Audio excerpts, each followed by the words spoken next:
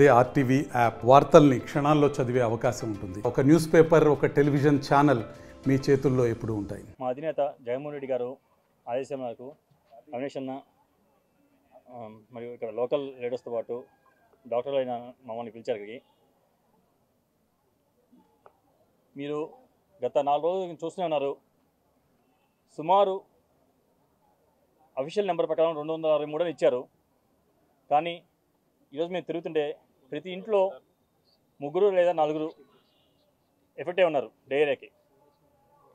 ఇది సీజనల్, వర్షాలు పడినాయి కాదు ఇట్లా చాలామంది అనుకోవచ్చు. కానీ ప్రతి సంవత్సరం అట్లా వర్షాలు పడుతూనే ఉంటాయి, ప్రతి సంవత్సరం సీజన్ వస్తూనే ఉంటుంది. ఇంత ఘోరంగా ఎప్పుడు నెంబర్ చూసుంటారు. మరి ఇంత ఘోరంగా ఎఫెక్ట్ అయిందంటే అది కేవలం ఇక్కడున్న ప్రభుత్వం, ఇప్పుడు కూటమి ప్రభుత్వం విఫలమే. అది గ్యారంటీగా ఇప్పుడు కూటమి ప్రభుత్వం ఫెయిల్యూర్ అని చెప్పచ్చు.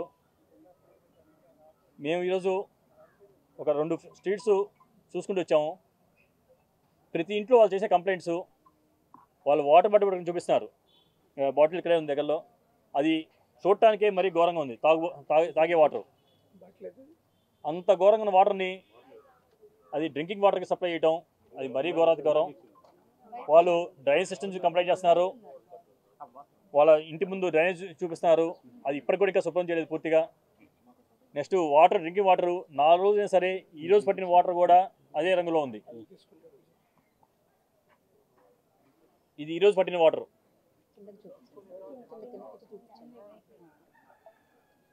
ఇది ఈరోజు పట్టిన వాటర్ బాటిల్. మరి ఎంత ఘోరంగా ఉందో చూడండి. ఇంకా కింద చూడండి, అసలు మొత్తం సెడిమెంట్. మరి ఈ రోజుకి 4 రోజులు అయిన తర్వాత కూడా ఈరోజు ఇచ్చే వాటర్ ఇలా వస్తుంటే ఇంకా వాళ్ళ హెల్త్ ఎట్లా ఇంప్రూవ్ అయింది? ఈ వాటర్ని వాళ్ళు ఈరోజు కూడా తాగునీటికి సప్లై చేస్తున్నారు.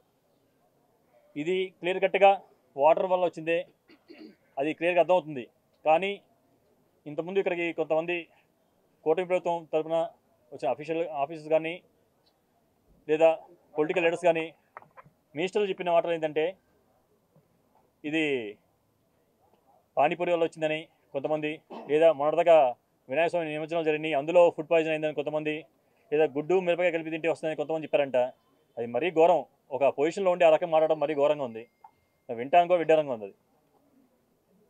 ఇది ప్యూర్లీ వాటర్ బోర్న్ ఇన్ఫెక్షన్. అది అందరికీ చూస్తే ఒక కామన్ మ్యాన్ కూడా చెప్పగలడు. ఇక్కడ ఉన్న ప్రజలే చెప్తున్నారు మాకు ఈ వాటర్ వల్ల వస్తుందని. అయినా ఇంత నెగ్లెక్ట్గా ఇన్నాళ్ళు ఇంకా వెయిట్ చేసి ఇంకా ఇప్పటికి కూడా వాటర్ ప్రాబ్లమ్ సాల్వ్ చేయలేదంటే అది ఘోరం.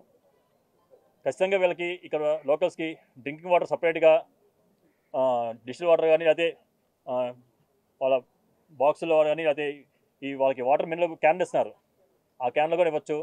వాళ్ళకి ఇప్పటికి కూడా ఎంటీ క్యాన్లు ఇచ్చి వాటర్ పట్టుకోమని చెప్తున్నారు. దానివల్ల ఏం పర్పస్ సర్వైవ్ అయితే తెలియదు, అంటే ఎట్లా కరెక్ట్ అయితే తెలియదు.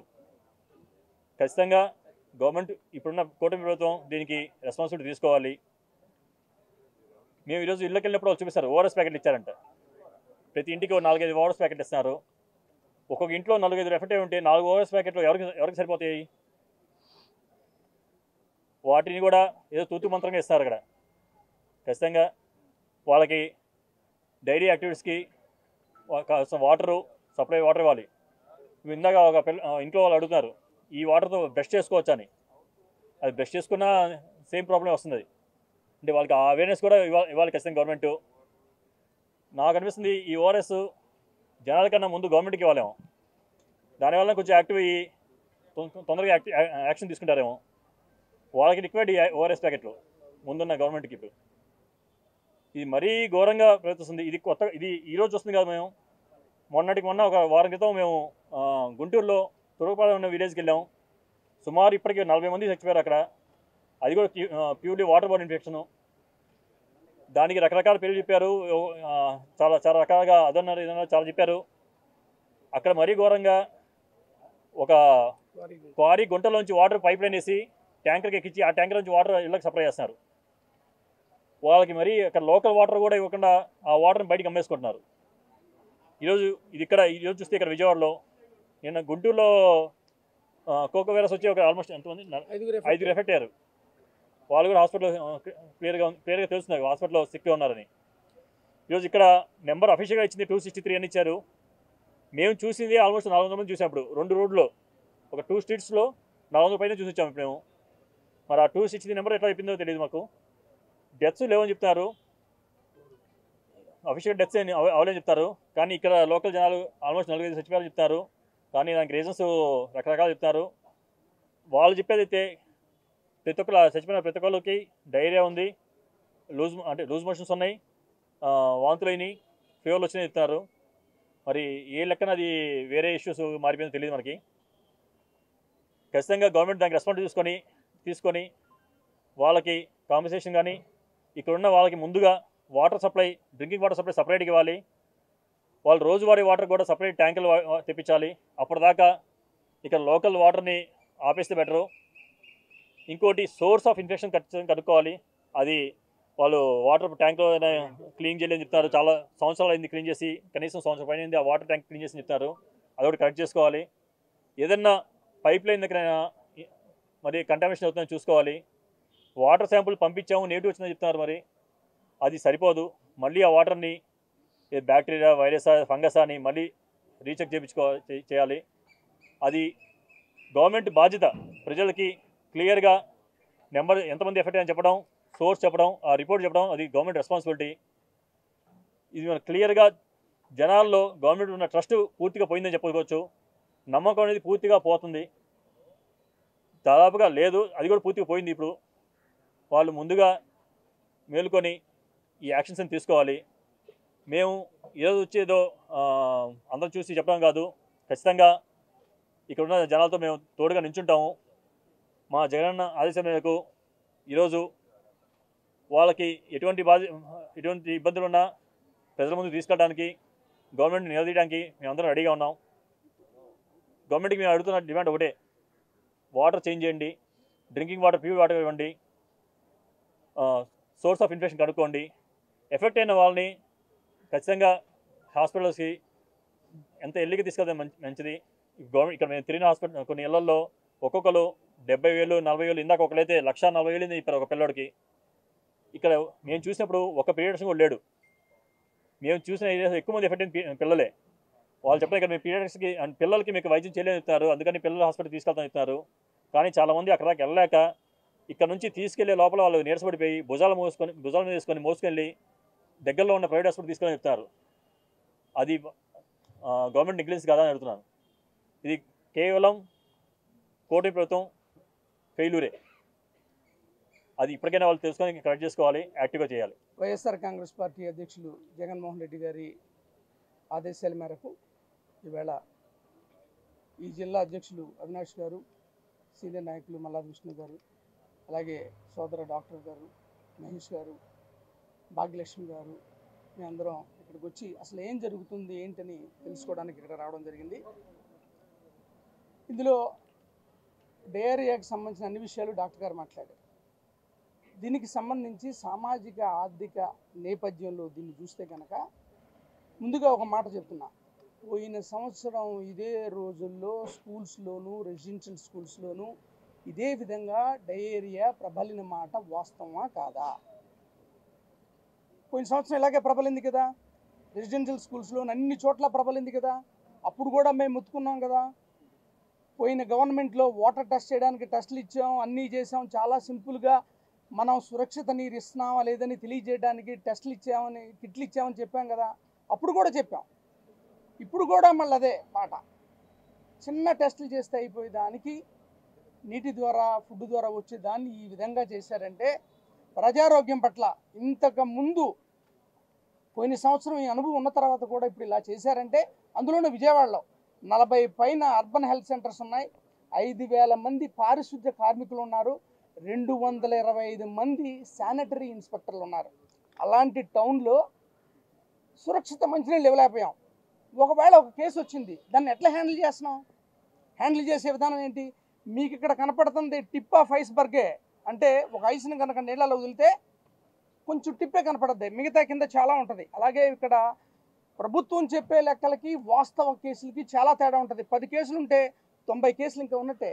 అంటే వాళ్ళ లెక్క 200 300 చెప్తున్నారు కదా, దాన్ని బట్టి మీరు అర్థం చేసుకోండి. ఇక మనకు తెలియని సబ్ క్లినికల్ కేసులు కానీ, మన దగ్గరకు రాని కేసులు కానీ, సొంత వైద్యం చేసుకుని అటు ఇటు వెళ్ళిన కేసులు ఎన్ని ఉండుంటాయి. ఇంత వ్యవస్థ పెట్టుకొని ఈ వ్యవస్థని మొత్తాన్ని నిర్వీర్యం చేసి చివరికి ప్రజారోగ్యాన్ని ఈ స్థితికి తీసుకొచ్చారు. ఎంత ఘోరమైన పరిస్థితి అంటే, ఒక ఆవిడ చూసాం, వాళ్ళ అమ్మని చూడటానికి తుని నుంచి వచ్చింది. ఇంకోటి ఏంటో తెలుసా, ఒక ఆవిడ విరోచనాలు అయితే బాగాలేదని విజయనగరం వెళ్ళిపోయింది, వాళ్ళు సొంతూరు. అసలు ఎంత సిగ్గుచేటిది. డయేరియాకి, చిన్న డయేరియాకి అంటే దేన్ని ఏం సూచిస్తుంది ఇది? ఇక్కడ వైద్యాన్ని సూచిస్తుందా, లేకపోతే ప్రజారోగ్యం పట్ల ప్రభుత్వం యొక్క వైఖరిని సూచిస్తుందా ఇది?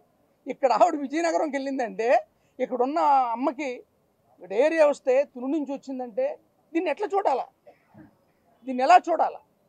అందరూ చెప్తున్నారు మాకు 40,000 అయినాయి, 50,000 అయినాయి, 1,40,000 అయినాయి అని. వాళ్ళకి అర్థం కాని విషయమే. ఇది కూడా ఒక రకమైనటువంటి సంపద సృష్టిమో. మరి ఇలా చెప్పడానికి చాలా సిగ్గుపడుతున్నా, బాధపడుతున్నాను కూడా. కానీ ఎలాంటి వాళ్ళు వీళ్ళంతా? చిన్న మనుషులు. ఆటో డ్రైవర్ కొడుక్కి వాంతులు విరోచనాలు అయితే చూసేవాడు లేక ఒక ప్రైవేట్ హాస్పిటల్లోకి వెళ్తే 1,40,000 అయింది. ఇప్పుడు మళ్ళీ భార్యని తీసుకొచ్చి అక్కడ ఉన్నాడు. ఇంకో కుటుంబానికి వెళ్ళాం, ఆ కుటుంబం 70,000 అయింది చెప్పింది. నలుగురు అడ్మిట్ అయ్యారు. మరి ఇంత క్యాంపు పెట్టి ఇన్ని చేస్తూ ఏం చేస్తున్నాం? ఎవరి మీద ఈ భారాన్ని మోపుతున్నారు మీరు? ఎలాంటి వ్యక్తుల మీద మీరు ఈ భారాన్ని మోపుతున్నారు? ఇది మీరు ఖచ్చితంగా ఆలోచించాలా. కానీ ప్రజలందరికీ అర్థమైపోయింది మీది ఎంత నిర్లక్ష్య వైఖరో, ఎంత బాధ్యతాయుతమైనటువంటి స్థానాల్లో ఉన్న వ్యక్తులు మాట్లాడుతుంది ఏంటో తెలుసా? బిల్డింగులు కడితే మెడికల్ కాలేజీలు అయిపోతాయా అంటే, ఉత్తి బిల్డింగులు ఉంటే ఈ కాలేజీకి నేషనల్ మెడికల్ కౌన్సిల్ సీట్స్ ఇస్తుందా, అలాట్ చేస్తుందా? అసలు ఇంగితం ఉండాలి కదా, కాసింత ఆలోచించాలి కదా. మనం బాధ్యతాయుతమైన స్థానంలో ఉన్నాం, మనం మాట్లాడే మాట ఎలాంటిది, మనం చూసి నవ్వుకుంటారా లేదనేది ఆలోచించాలి కదా. మెడికల్ కాలేజీలకి సీట్లు కేటాయిస్తుంటే బిల్డింగులే కట్టారు, ఆ బిల్డింగ్ కడితే మెడికల్ కాలేజ్ అవుతారా అని మాట్లాడుతున్నారంటే, ప్రజారోగ్యం పట్ల, వైద్య విధానం పట్ల, విద్య పట్ల మీకున్నటువంటి అభిప్రాయం. మీ అభిప్రాయం ఏంటి? అన్నీ ప్రైవేటైజేషన్ చేయడమే, చేసేసి వాళ్ళ మీద వదిలేయడమే. మీరు మాకు సంబంధం లేదు ఇది. ఇప్పుడు ఒకటి సిస్టమ్ ఒకటి పెట్టారు, ఏంటిది P4 అట. అందులో ఏం లేదట, ప్రభుత్వం చూస్తుంటుందట. వాళ్ళకి విద్యకి, వైద్యానికి, లేకపోతే ఆర్థికంగా నిలబడడానికి దేనికైనా సరే ఒక మార్గదర్శి కుటుంబాలని చూపిస్తుందంట. ఈ బంగారు కుటుంబాలు వాళ్ళ దగ్గర చేతులు కట్టుకుని నిలబడి మీరు ఎప్పుడు మాకు చేస్తారని నిలబడద్దంట. సో దీంట్లో ప్రభుత్వం పాత్ర లేదు, మానిటర్ చేస్తుందట. ఇది ఎంత రిడిక్యులస్ ఇది. ఇన్ని ఓట్లేసి గెలిపించిన ప్రభుత్వం ప్రజల పట్ల, విద్య పట్ల, వైద్యం పట్ల, అలాగే గృహాల పట్ల, లేకపోతే ఆర్థికంగా వాళ్ళని నిలబడటానికి కావలసినవి చేయాల్సింది ఎవరో? ప్రభుత్వం కదా. అది మానేసి మీరు ఎవరి మీదో ప్రైవేట్ వ్యక్తుల మీద పెట్టి వాళ్ళ ముందు చేతులు చాచి నిలబడే స్థితికి మీరు తీసుకొచ్చారు కదా. P4 ఇదే కదా, ఇంతకన్నా ఇంకేదైనా ఉందా? మీరు ఇదేదో చేయొచ్చు కదా. మాకు అమరావతికి ఫండ్ ఇమ్మన్నప్పుడు అట్లా అడగండి. మీరు కూడా మాకు హాస్పిటల్స్కి ఫండ్ ఇవ్వండి అని అడగండి, మెడికల్ కాలేజీకి ఫండ్ ఇమ్మని అడగండి, పబ్లిక్ని, లేకపోతే స్కూల్స్కి ఫండ్ ఇమ్మని అడగండి. కానీ సామాన్యుడి విద్య, వైద్యం ఆర్థికంగా నిలబడటానికి ఖచ్చితంగా ప్రభుత్వం ఉండాల్సిందే. ఈ ప్రభుత్వం అన్న ఉండాల్సిందే. సంక్షేమం అంటే అదే కదా, ప్రతి వాడి వెనకాల ఉండాలి కదా ప్రభుత్వం. అది మానేసి మేము వీళ్ళని ఐడెంటిఫై చేస్తాం, వాళ్ళని ఐడెంటిఫై చేస్తాం, వాళ్ళు చేస్తారు, వీళ్ళు చూస్తారు, మేము మధ్యలో ఉండి అటు ఇటు మొబైల్లో కనుక చేయి తిప్పినట్టు తిప్పుతాం. ఏంటి, ఏం మెసేజ్లు ఇస్తున్నారు మీరు? ఏం మెసేజ్లు ఇస్తున్నారు ప్రజలకి? ప్రజలు గమనించట్లేదు అనుకుంటున్నారా? ప్రభుత్వం బాధ్యత వహించాల్సిన రంగాలను కూడా మీరు చివరికి ప్రజల్ని మీ ముందు సాగిలపడి మోకరిల్లి మాకు విద్య కావాలి, వైద్యం కావాలి, గృహం కావాలి, లేకపోతే నేను ఆటో కొనుక్కోవడానికో లేకపోతే ఇంకోటో చేయడానికి నిలబడేలా చేస్తున్నారు. దానికి ఎగ్జాంపులే ఇవన్నీ. ప్రజారోగ్యం ఎంత భయంకరంగా ఉందంటే, నిన్నగాక మనం తురకపాలెం వెళ్ళాం, ఇవాళ ఇటు వచ్చాం, మళ్ళీ రేపు గుంటూరు వెళ్ళలేము మేము. చివరికి ఏమవుద్ది? ప్రజలకు ఏమర్థం అవుద్ది? ఆరోగ్యం ఈ ప్రభుత్వం పట్టించుకోదు, మంచినీళ్ళు ఈ ప్రభుత్వం ఇవ్వదు, మన పని మనం చేసుకోవాలి. మాకు కూడా ఏమనిపిస్తుంది, 1, 2, 3, 4, 5 ఇక రోజు ఏ పోరాటాలు అసలు అంటే ఏంటి? మీరేం చేస్తున్నారు? పబ్లిక్ని కానీ అందరినీ ప్యారలైజ్ చేస్తున్నారు. ప్యారలైజ్ చేసి మాకేం సంబంధం లేదు, మీ గాలికి మీరే, మీ పనులు మీరు చేసుకోవాల్సిందే, ఇది మీ బాధ్యత అని చెప్తున్నారు. బాధ్యతలో ఉన్నటువంటి ప్రభుత్వం ఖచ్చితంగా దీనికి సమాధానం చెప్పుకోవాల్సి వస్తుంది. భయంకరమైనటువంటి పరిస్థితిని కూడా ఫేస్ చేయాల్సి వస్తుంది. అసలు బాధ్యత లేకుండా ఇలా చేస్తున్నారంటే ప్రజారోగ్యాన్ని, మెడికల్ కాలేజీలని, ఏ వ్యవస్థనైనా సరే విజయవాడ రైల్వే స్టేషన్ ఉంటుంది, ఎంతమంది వస్తుంటారు, ఎంతమంది వెళ్తుంటారు, బస్ స్టాండ్కి ఎంతమంది వస్తుంటారు, ఎంతమంది వెళ్తుంటారు. విజయవాడ బస్ స్టాండ్లో మంచులు తాగడం వల్ల నాకు ఇలా వచ్చిందని ఎప్పుడైనా మీరు విన్నారా? లేకపోతే రైల్వే స్టేషన్లో వాటర్ పట్టుకుని తాగాం మాకు ఇలా అయిందని ఎప్పుడన్నా విన్నారా మీరు? ఎందుకు వస్తున్నాయి ఈ పరిస్థితులు? 5,000 మంది పారిశుద్ధ్య కార్మికులు ఉండి, 40 అర్బన్ హెల్త్ సెంటర్స్ ఉండి, 225 మంది శానిటరీ ఇన్స్పెక్టర్లు ఉండి ఇలా చేస్తున్నారంటే ఏంటిది? మీరు వ్యవస్థను ఏం చేశారు? మొత్తాన్ని నిర్వీర్యం చేశారు. అడుగుతుంటే చెప్తున్నారు, ఏంటి పీడియాట్రిషియన్ లేడా మీకు అని అంటే, లేదండి చిన్నపిల్లలు హాస్పిటల్కి పంపించున్నారండి, ఇక్కడ మేనేజ్ చేయడం. ఇన్ని బెడ్లు వేశారు కదా, ఒక 5 బెడ్లు చిన్నపిల్లలకి వేయలేరా? ఒక పీడియాట్రిషియన్ ఇక్కడ పెట్టలేరా? పీడియాట్రిక్ వార్డులో పనిచేసే ఒక సిస్టమ్ పెడితే మేనేజ్ చేయలేదా ఫ్లూయిడ్స్ అన్నీ? ఇది ఏంటి? మెడికల్ కాలేజ్ ఉంది, పీడియాట్రిక్స్ వార్డు ఉంది, ఒక డాక్టర్ని ఇక్కడ పెట్టి ఒక సిస్టమ్ పెడితే షీ కెన్ మేనేజ్ కదా. అది మానేసి ఇప్పుడు మీరేం చేస్తున్నారు? చిన్నపిల్లలు మా దగ్గర వైద్యం లేదు అక్కడికి వెళ్ళండి. వేలాడే పిల్లాన్ని ఇక్కడ నుంచి ట్రాఫిక్లో గవర్నమెంట్ హాస్పిటల్కి తీసుకెళ్లే లోపల ఏ తల్లిదండ్రి అయినా ఒప్పుకుంటారా? అందుకని అతను ప్రైవేట్ హాస్పిటల్కి వెళ్ళాడు, 1,40,000. ఇప్పుడు పిల్లలు ఉన్నాడు. అలా ఎంతమంది చూసాం? పీడియాట్రిక్ హాస్పిటల్కి వెళ్ళి వైద్యం చేసుకున్న వాళ్ళు ఎవరిని మేము చూడలేదు ఇక్కడ. అంత బయట హాస్పిటల్సే. గవర్నమెంట్ హాస్పిటల్కి వెళ్ళే వాళ్ళని ఇప్పుడు మేము తిరిగిన ఏరియాలో ఎవరో కనపడలే, ఒక్కళ్ళు కూడా కనపడలే.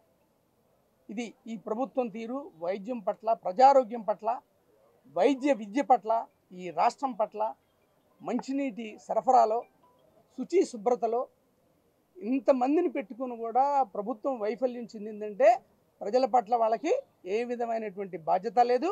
వాళ్ళకి సంబంధించినవి కూడా వాళ్ళకి పట్టదని తేటతల్లమవుతున్నటువంటి సంఘటనలు ఇవన్నీ. ఎన్టీఆర్ జిల్లా వైఎస్ఆర్ కాంగ్రెస్ పార్టీ ఆధ్వర్యంలో, అదేవిధంగా పెద్దలు మాజీ శాసనసభ్యులు మల్లాది విష్ణు గారు ఒక ఆధ్వర్యంలో ఫ్యాక్ట్ ఫైండింగ్ కమిటీ, ఏదైతే మా పార్టీకి సంబంధించిన మాజీ శాసనసభ్యులు డాక్టర్లైన జగన్మోహన్ రావు గారు, సత్తెనపల్లి ఇన్ఛార్జ్ అయిన డాక్టర్ సుధీర్ రెడ్డి గారు, మేయర్ రాయన భాగ్యలక్ష్మి గారు, మా డిప్యూటీ మేయర్స్ అయిన శైలజారెడ్డి గారు, బెల్లం దుర్గా గారు, రాష్ట్ర నాయకులైన మహేష్ గారు, ఆసిఫ్ గారు, అదేవిధంగా మా సెంట్రల్ నియోజకవర్గ కార్పొరేటర్స్ కానివ్వండి, నాయకులు కానివ్వండి, ప్రతి ఒక్కరం గారు ఈరోజు ఇంటింటికి వెళ్ళి గత 5 రోజులుగా ఏదైతే ప్రజానికం డయేరియాతో ఇబ్బంది పడుతున్నారో అవన్నీ గారా ఆ ఒక ప్రజానికాన్ని కలుసుకుని నిజంగా చాలా ఆశ్చర్యం అనిపించింది. ఏదైతే ఒక పక్క మంత్రులు అన్నీ బాగున్నాయి, అంతా బాగుంది,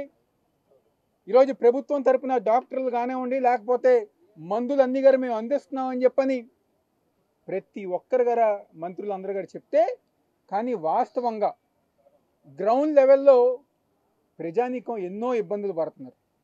వాళ్ళందరూ గారు ఎంతో బాధపడుతున్నారు. అరే ఇక్కడ క్యాంపు దగ్గరికి వెళ్తే ఏ ఒక్కరి గారు మమ్మల్ని పట్టించుకోలేదు, మేము మళ్ళీ ప్రైవేట్ హాస్పిటల్కి వెళ్ళి 40,000, 50,000, 70,000, 1,50,000తో మా పిల్లలకి మా అందరి గారు మేము వైద్యం చేయించుకున్నామని చెప్పని ఈరోజు ప్రతి ఒక్కరి గారు ఇబ్బంది పడుతున్నారు. 5 రోజులైనా ఈ సిగ్గులేని కూటమి ప్రభుత్వం నాయకులకి ప్రజా ఆరోగ్యం మీద ఒక శ్రద్ధ కానీ లేదు అని చెప్పని ఈరోజు వైఎస్ఆర్ కాంగ్రెస్ పార్టీ మేము అందరం చెప్పుతున్నాం. ఈరోజు ఎవరైతే ఈ జిల్లా ఇన్ఛార్జ్ మంత్రిగా ఎవరున్నారు? సత్యకుమార్ యాదవ్. ఈరోజు హెల్త్ మినిస్టర్గా ఉన్న ఆయన పట్టించుకోవట్లా. అదేవిధంగా మొన్నే మున్సిపల్ శాఖ మంత్రి వచ్చారు నారాయణ గారు, ఆయన పట్టించుకోవట్లా. ఈ ప్రాంతంలో ఓట్లేసి గెలిపించుకున్న ఎంపీ కానివ్వండి, శాసనసభ్యులు కానివ్వండి, వాళ్ళు గారు ఈరోజు ప్రజానికాన్ని పట్టించుకోకుండా కేవలం తూతూ మంత్రంగా వచ్చామా వెళ్ళామా అని చెప్పని ఈరోజు ప్రజానికాన్ని నిర్లక్ష్యం చేస్తున్నారు. మాకు కావాల్సింది ఇక్కడ ఉన్న ప్రజానికానికి సరైన వైద్యం కావాలి, ఎక్కడ ఇబ్బంది వచ్చిందో, డయేరియా ఎందుకు వచ్చిందో అని చెప్పని కనిపెట్టి వాళ్ళకు కావాల్సిన సౌకర్యాలు కానివ్వండి, సదుపాయాలు అందించాలని చెప్పని ఈరోజు వైఎస్ఆర్ కాంగ్రెస్ పార్టీ తరఫున మేము అందరం డిమాండ్ చేస్తున్నాం. ఈరోజు వాళ్ళ శ్రద్ధ అంతా కూడా ప్రజానికం మీద లేదు, ప్రజానికం ఒక ఆరోగ్యం మీద లేదు. కేవలం ఆ ఒక విజయవాడ ఉత్సవం జరపాలి అని చెప్పని దాని మీదుగా డబ్బులు దండుకోవాలని చెప్పని ఒక ఆలోచనతో ఎంపీ ఎమ్మెల్యేలు ఉన్నారు. కానీ ఈరోజు ప్రజానికం గురించి పట్టించుకోవాలని చెప్పని ఏ ఒక్కరి గారి ఉద్దేశం లేదు. వాళ్ళందరూ అమ్మవారి నవరాత్రుల కన్నా, అమ్మవారి ఉత్సవాల కన్నా విజయవాడ ఉత్సవం గొప్పగా చెప్తాం, ప్రపంచవ్యాప్తంగా మేము తీసుకెళ్తామని చెప్పి అంటున్నారు. అయ్యా, నాయకులు ఎవరైతే కూటమి ప్రభుత్వం నాయకులు ఉన్నారో మా విజయవాడ అమ్మవారి దయ వల్ల ప్రపంచవ్యాప్తంగా ప్రతి ఒక్కరి గారు తెలుసు అమ్మవారి ఉత్సవాలతో. మీరేం కొత్తగా చేయక్కల్లా. మేము మిమ్మల్ని కోరుకునేది ఒకటే, ఎవరైతే ప్రజానికం చనిపోతున్నారో ఇబ్బంది పడుతున్నారో మీరు వాళ్ళ గురించి పట్టించుకోండి, వాళ్ళకి సరైన న్యాయం చేయండి, వాళ్ళకి వైద్యం అందించండి. ఆ విధంగా మీరు పరిపాలన కొనసాగించింది. కానీ మీరేదో విజయవాడ ఉత్సవాలు చేస్తాం, 4-5 ఫిలిం స్టార్లను తీసుకొస్తాం, వాళ్ళతో ఏదో మేము చేపిస్తాం, అవన్నీ మాకు అక్కర్లా. మాకు కావాల్సింది ప్రజానికం సురక్షితంగా ఉండాలి, ఆరోగ్యంగా ఉండటమే మాకు కావాలి. విజయవాడ ఉత్సవం కన్నా అమ్మవారి ఉత్సవాలు బాగా జరగటమే మాకు కావాలి. ఏదైతే ఈ ప్రాంత ప్రజానికానికి సరైన వైద్యం అందించాలని చెప్పని, వాళ్ళకి అన్ని విధాలుగా ప్రభుత్వం అండగా ఉండాలి అని చెప్పని ఈరోజు వైఎస్ఆర్ కాంగ్రెస్ పార్టీ మేము అందరం డిమాండ్ చేస్తున్నాం. మీకు చేత కాదా మమ్మల్ని అడగండి, మా నాయకుడు జగన్మోహన్ రెడ్డి గారిని అడగండి. ప్రజానికానికి ప్రజా ఆరోగ్యం ఎలా చేసామో గత 5 సంవత్సరాలు మా నుంచి మీరు నేర్చుకోండి. 40 సంవత్సరాల ఇండస్ట్రీ అంటే ఇదా 40 సంవత్సరాల ఇండస్ట్రీ? 5 రోజులైనా శాంపుల్లో ఇంకా రిజల్ట్ రాలేదు, 5 రోజులైనా ఇంకా ప్రజానికం ఇబ్బంది పడుతున్నారు. ఇదా మీకు కావాల్సింది? ఈ విధమైన పరిపాలన మీరు చేసేది? మీకు పరిపాలన చేత కాకపోతే మా జగన్మోహన్ రెడ్డి గారిని చూసి నేర్చుకోండి అని చెప్పని ఈరోజు ఈ యొక్క కూటమి ప్రభుత్వం నాయకుల్ని. గతంలో జగనన్న ఆరోగ్య సురక్ష పేరుతో మెడికల్ క్యాంపులు నిర్వహించాం, టెస్టులు చేసాం, ప్రజానికానికి ఆరోగ్యం అందించాం. ఏది ఈరోజు అలా ఎవరన్నా చేయగలుగుతున్నారా? కాకపోతే చేత కాకపోతే మా దగ్గర నేర్చుకోండి అని చెప్పి ఈరోజు ఆ కూటమి నాయకులకి చెప్తూ, ఎవరైతే ఈ ప్రాంత ప్రజానికి ఉన్నారో వాళ్ళకి వైఎస్ఆర్ కాంగ్రెస్ పార్టీ అండగా ఉంటుంది. అదేవిధంగా ఎవరైతే చనిపోయారో వాళ్ళకి ప్రభుత్వం తరపున అండగా ఉండాలి, వాళ్ళకి ఆర్థికంగా సాయం చేయాలని చెప్పని ఈరోజు వైఎస్ఆర్ కాంగ్రెస్ పార్టీ తరపున డిమాండ్ చేస్తూ సెలవు తీసుకుంటాం. ఈ ప్రాంతంలో డయేరియాతో ప్రజలందరూ కూడా ఇబ్బంది పడుతున్నటువంటి పరిస్థితుల్లో మేము వైఎస్ఆర్ కాంగ్రెస్ పార్టీ స్థానిక నాయకులందరూ కూడా దీని పట్ల అప్రమత్తంగా ఉన్నాం. జగన్మోహన్ రెడ్డి గారి యొక్క ఆదేశాల మేరకు ఈ రోజు వైఎస్ఆర్ కాంగ్రెస్ పార్టీలో ఉన్నటువంటి డాక్టర్ల ప్రతినిధి బృందం, జిల్లా అధ్యక్షుడు అవినాష్ గారు, అలాగే డాక్టర్లో ఉన్నటువంటి సత్తినపల్లికి సంబంధించినటువంటి ఇన్ఛార్జి డాక్టర్ సుధీర్ రెడ్డి గారు, అలాగే మొండితోక జగన్మోహన్ రావు గారు, మేయర్ గారు, డిప్యూటీ మేయర్లు, సీనియర్ లీడర్స్, సెంటర్లో ఉన్నటువంటి వైఎస్ఆర్ కాంగ్రెస్ పార్టీ కార్పొరేటర్లు, ఇతర ముఖ్యులందరూ కూడా వచ్చాం. అంటే ఒక రాజకీయ పార్టీగా ఈ ప్రాంతంలో జరుగుతున్నటువంటి ప్రజల యొక్క సమస్యని, ప్రజలు పడుతున్నటువంటి ఇబ్బందుల్ని అటెండ్ అవ్వాలని, ఈ గుడ్డి ప్రభుత్వానికి, మోగ ప్రభుత్వానికి, ఈ చేతగాని ప్రభుత్వం మీద ఒత్తిడి తీసుకురావాలి అనే ఉద్దేశంతో ఈరోజు మేమందరం కూడా ఇక్కడ రావడం జరిగింది. నిజ నిర్ధారణ కమిటీ 5 రోజులు అయినప్పటికీ కూడా ఈ డయేరియాకి గల కారణాలు, ఈ వ్యాధి వ్యాపించడానికి గల కారణాలని మేము పదే వైఎస్ఆర్ కాంగ్రెస్ పార్టీ అడుగుతున్నప్పటికీ కూడా ఈ జిల్లా యంత్రాంగం దానికి గల కారణాలని ప్రజల ముందు పెట్టేటటువంటి ప్రయత్నం చేయట్లేదు. ఈరోజు మా ప్రతినిధి బృందం అంతా కూడా పోలీస్ స్టేషన్కి బ్యాక్ సైడ్ ఉన్నటువంటి కొన్ని బజారుల్లో తిరిగితే వారందరూ కూడా చెప్పినటువంటి విషయాల్ని హృదయ విదారకంగా ఉన్నాయి. ప్రతి ఇంటికి కూడా, ప్రతి గడపకి కూడా ఆ కుటుంబంలో 2-3 హాస్పిటలైజ్ అయినటువంటి పరిస్థితి, డయేరియా వచ్చినటువంటి పరిస్థితి, వాంతులు విరోచనాలు అయ్యి జ్వరంతో ఇబ్బంది పడుతున్నటువంటి పరిస్థితి, గవర్నమెంట్ హాస్పిటల్కి వెళ్ళి డిశ్చార్జ్ అయినటువంటి వాళ్ళు, గవర్నమెంట్ హాస్పిటల్ మీద నమ్మకం లేక, ప్రభుత్వం మీద నమ్మకం లేక, ఈ క్యాంపుల మీద నమ్మకం లేక ప్రైవేట్ హాస్పిటల్కి వెళ్ళి లక్షల్లో వేలు దారపోసి ఆరోగ్యాన్ని బాగు చేయించుకున్నటువంటి పరిస్థితి ఈరోజు కనపడతా ఉంది. ఎందుకని మీరు ఈ దుస్థితికి, ఈ పరిస్థితికి ప్రభుత్వము అచేతనంగా మారిపోయింది? ప్రభుత్వం ఎందుకుని చర్యలు చేపట్టలేకపోతా ఉంది? ఇప్పటికీ కూడా ఉదాహరణకి ఈరోజు ఈ డివిజన్లో ఉన్నటువంటి 15-20 వేల మంది జనాభానే మీరు డోర్ టు డోర్ సర్వే చేయలేకపోయారంటే, ఈ క్షణం వరకు కూడా door to door survey complete కాలేదు అని అంటే, door to door survey complete కాకపోవడం బట్టి నరసింహ మృతి చెందాడు. డోర్ టు డోర్ సర్వే కాకపోతే ఈరోజు ఉదయం దుర్గా అనే మహిళ మృతి చెందింది. అయినా కానీ మీకు చీమ కుట్టినట్లేదా? ప్రజల యొక్క ప్రాణాలు పోతూ ఉంటే, హాస్పిటల్ అయిపోతూ ఉంటే, సామాన్యులు పేదవారు ఏ రోజుకు ఆ రోజు సంపాదించుకునే వాళ్ళు హాస్పిటల్ అయిపోతే, ఇప్పటికే మీ లెక్కల ప్రకారమే దాదాపుగా 500 మంది ఇబ్బంది పడుతూ ఉంటే, దీన్ని హెల్త్ ఎమర్జెన్సీ కింద ప్రకటించాల్సినటువంటి అవసరం ఉన్నదా లేదా అని చెప్పని అడుగుతా ఉన్నాం ప్రభుత్వాన్ని.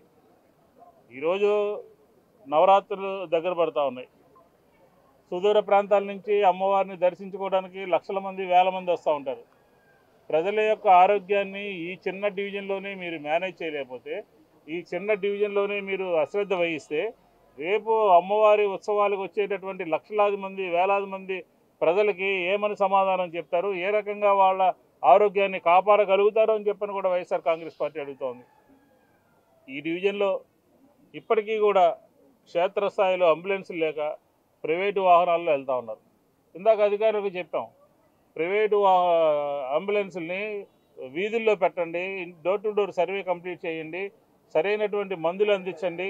ఇక్కడి నుంచి మా డాక్టర్లు చూసినటువంటి నిజ నిర్ధారణలో అనేక విషయాలు బయటపడ్డాయి. ప్రజలు వాళ్ళ జేబులకి చిల్లు పడతా ఉంది. ప్రజలు వాళ్ళ జేబుల్లో ఉన్నటువంటి డబ్బుల్ని ప్రైవేట్ హాస్పిటల్కి కడతా ఉన్నారు. అది నెంబర్ 1 పాయింట్.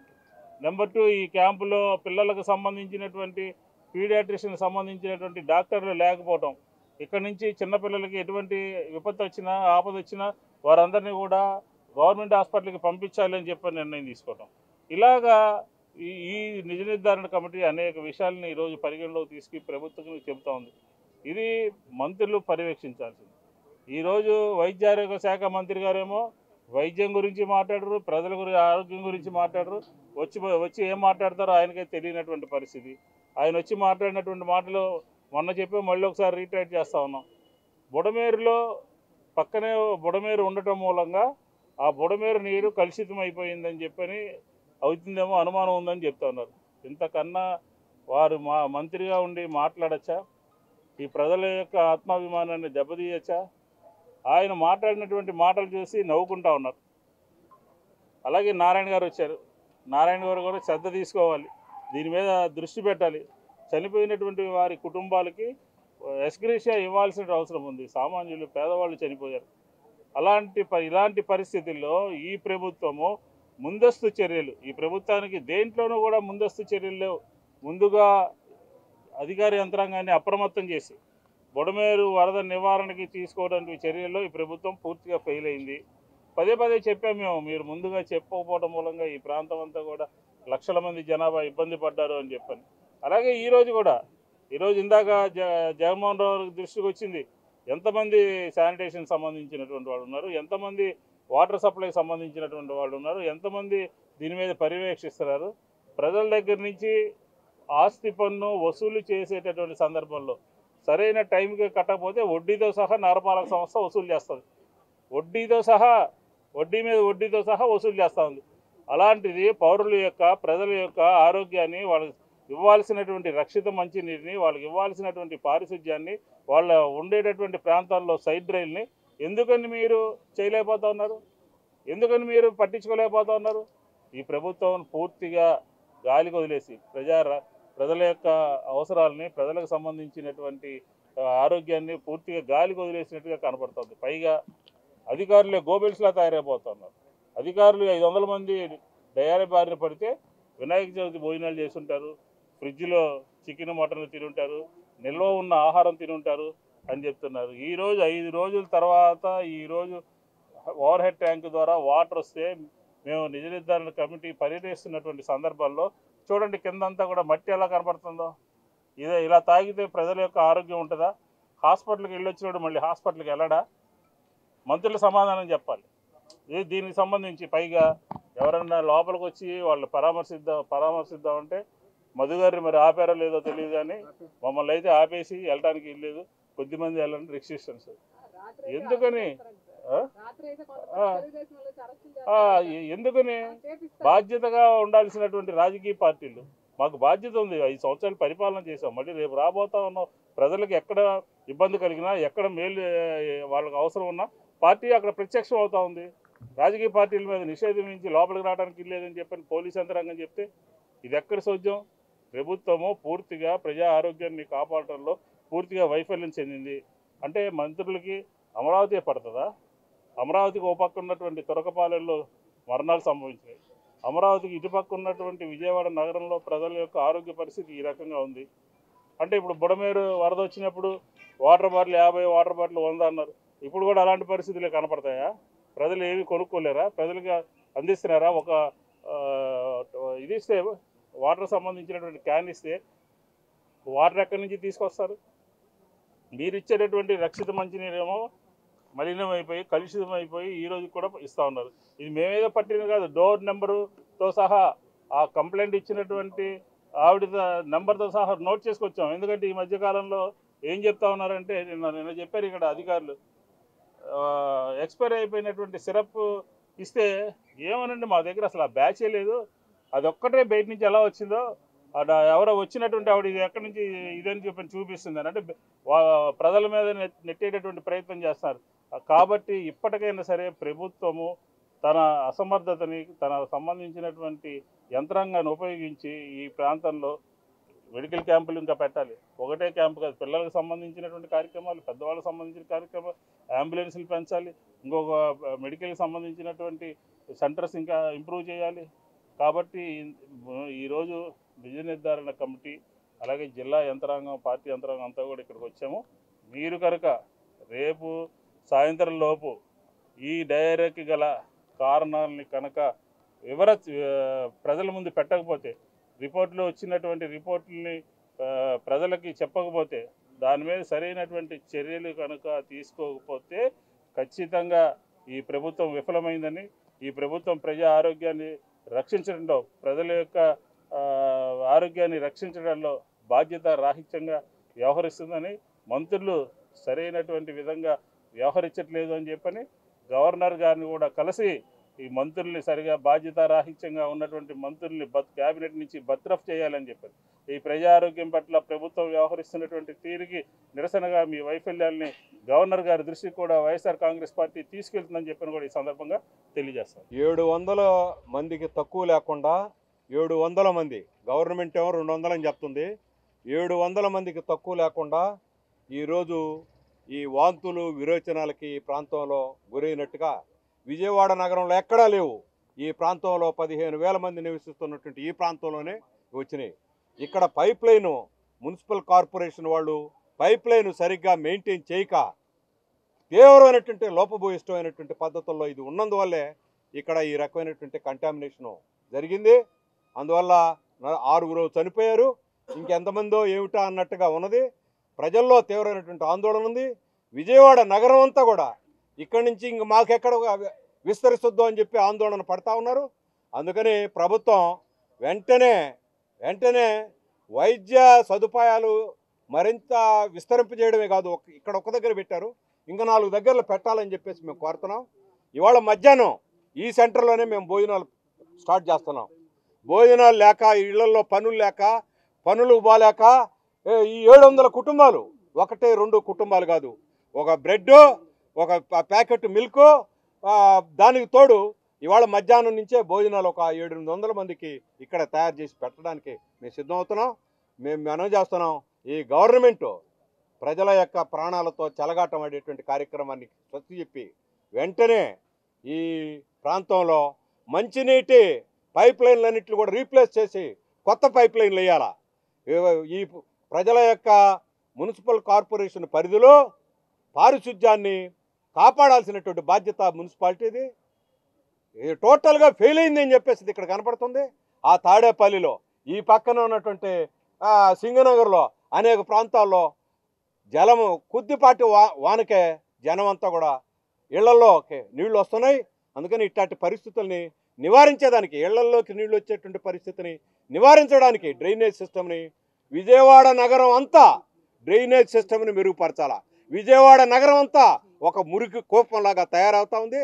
దీని విషయంలో వన్ టౌనే కాదు, ఈ ప్రాంతం కూడా ఈ రకంగా ఉంది. అందువల్ల చర్యలు చేపట్టాలని చెప్పేసి మేము డిమాండ్ చేస్తున్నాం. ప్రభుత్వం ఏదో ఒక సెలైన్ ఇచ్చేసి ఇంటికి పంపించేస్తే కాదు, వాళ్ళకి నష్టపరిహారం చెల్లించాలి. చనిపోయినటువంటి వాళ్ళకి, రోగాలతో పని బాట చేసుకోలేకుండా ఉన్నారు, వాళ్ళందరికీ ఆర్థిక సహాయం చేయాలి. 700 కుటుంబాలు ఉన్నాయి ఇప్పుడు ఇక్కడ ఈ ప్రాంతంలో. 700 కుటుంబాలకి వెంటనే ఆర్థిక సహాయాన్ని ప్రకటించాలని చెప్పి మేము డిమాండ్ చేస్తున్నాం. వెంటనే ప్రభుత్వం పూనుకోకపోతే చాలా నిర్లక్ష్యం చేసినట్టుగా ప్రజలు భావించాల్సి వస్తుంది. దీని మీద తీవ్రమైనటువంటి ఆందోళన ఇప్పటికే ప్రారంభమైంది. దీన్ని నివారించాల్సిన బాధ్యత ప్రభుత్వం మీద ఉందని చెప్పి నేను డిమాండ్ చేస్తున్నాను. తెలుగులో న్యూస్ కి ఫాస్టెస్ట్ యాప్ ఇప్పుడు టోటల్లీ న్యూ అవతార్లో జస్ట్ 5 సెకండ్స్ లో కంప్లీట్ న్యూస్. సోషల్ మీడియాలో ట్రెండ్స్ కి one stop solution live TV app voice search option తో ఇప్పుడే డౌన్లోడ్ చేయండి లేదా అప్డేట్ అయిపోండి. యాప్ లింక్ డిస్క్రిప్షన్ లో ఉంది.